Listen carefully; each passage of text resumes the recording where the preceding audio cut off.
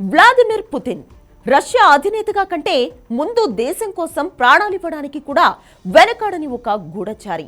Enemy ఎంతటి వాడైనా ఈయన స్కెచ్ వేస్తే తప్పించుకోవడం ఇంపాసిబుల్. అది సీక్రెట్ ఏజెంట్గా పుతిన్ హిస్టరీనే చెబుతుంది. పరాయి దేశాల్లో దాక్కున్న తన శత్రువులను అంతం చేయడంలో పుతిన్ రూటే సెపరేట్. కానీ ఫస్ట్ టైం పుతిన్కే ఊహించని జలక్ తగిలింది. పుతిన్ కు అత్యంత సన్నిహితుడు, ఆ దేశ ఆర్మీ న్యూక్లియర్ డిఫెన్స్ ఫోర్సెస్ అధిపతిని పక్కాగా స్కెచ్ వేసి అంతం చేసింది యుక్రెయిన్. ఈ సీక్రెట్ మిషనే పుతిన్లోని గూఢచారిని మళ్లీ నిద్రలేపింది. ఫలితంగా యుక్రెయిన్లో పెను విధ్వంసం మొదలైంది. కానీ జెలెన్స్కీ ఇప్పుడే ఈ సీక్రెట్ ఆపరేషన్ ఎందుకు చేసినట్లు? మాస్కో న్యూక్లియర్ డిఫెన్స్ ఫోర్సెస్ అధిపతిని చంపాల్సిన అవసరం ఏమొచ్చింది? యుక్రెయిన్ చేసిన ఈ పనికి పుతిన్ ఎందుకంత వైల్డ్ గా రియాక్ట్ అవుతున్నారు? ఇవాల్టి టాప్ స్టోరీలో చూద్దాం.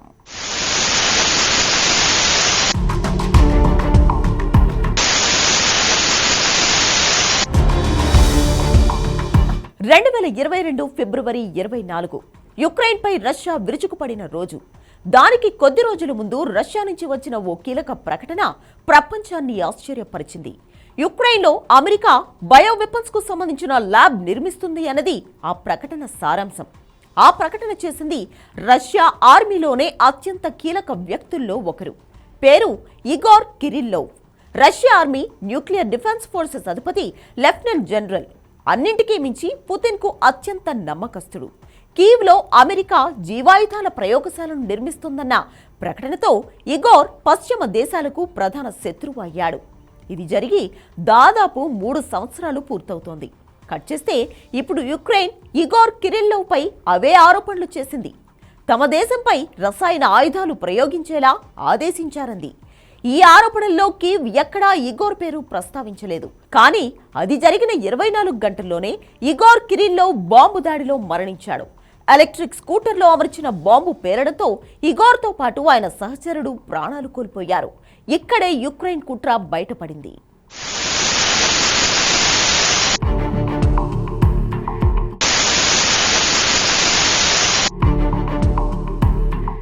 చివరికి అనుకున్నట్టే యుక్రెయిన్ నుంచి ప్రకటన వచ్చింది. జీవ రసాయన ఆయుధాల రక్షణ దళానికి చీఫ్ గా ఉన్న లెఫ్టినెంట్ జనరల్ ఇగోర్ కిరిల్లోవ్ ను హత్య చేసింది తామేనని సెక్యూరిటీ సర్వీసెస్ ఆఫ్ యుక్రెయిన్ వెల్లడించింది.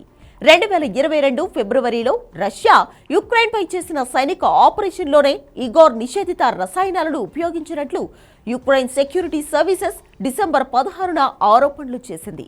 4800 కంటే ఎక్కువ రసాయన ఆయుధాలను ఉపయోగించినట్లు పేర్కొంది.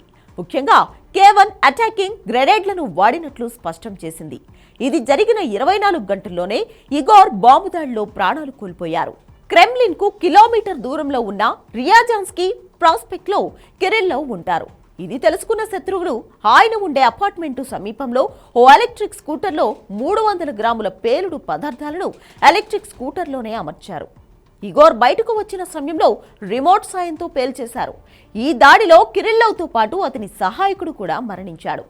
దాదాపు 3 ఏళ్లు ఈ యుద్ధంలో యుక్రెయిన్ చేసిన అతిపెద్ద తప్పు ఇదే. అది ఇప్పుడే జెలెన్స్కీకి తెలిసొస్తుంది. పుతిన్ గురించి తెలిసిన ఎవ్వరూ ఆయనతో పెట్టుకోవాలని కలలో కూడా అనుకోరు. కానీ జెలెన్స్కీ ఆ పని చేశారు. పైగా రష్యా రాజధాని మాస్కోలోనే ఆ దేశ రక్షణ వ్యవస్థలో కీలక వ్యక్తిని అంతం చేశారు. ఇంత చేసిన తర్వాత పుతిన్ ఎందుకు ఊరుకుంటారు? యుక్రెయిన్ పై విరుచుకుపడాలని డిసైడ్ అయ్యారు. అనుకున్నట్టే కిరిల్లోవ్ హత్యకు ప్రతీకారంగా కీవ్ పై విరుచుకుపడిపోయాయి పుతిన్ సేనలు. పలు ప్రాంతాల్లోని యుక్రెయిన్ దళాలను పడగొడుతూ ఆ ప్రాంతాలను తమ ఆధీనంలోకి తీసుకుంటున్నాయి.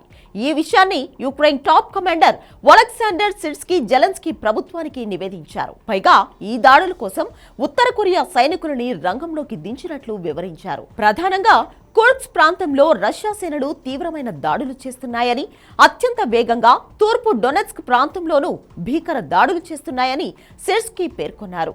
యుక్రెయిన్ కమాండరే ఈ విషయాలు చెప్పారంటే కీవ్ పై మాస్కో ఏ రేంజ్ లో విరుచుకుపడుతుందో అర్థం చేసుకోవచ్చు.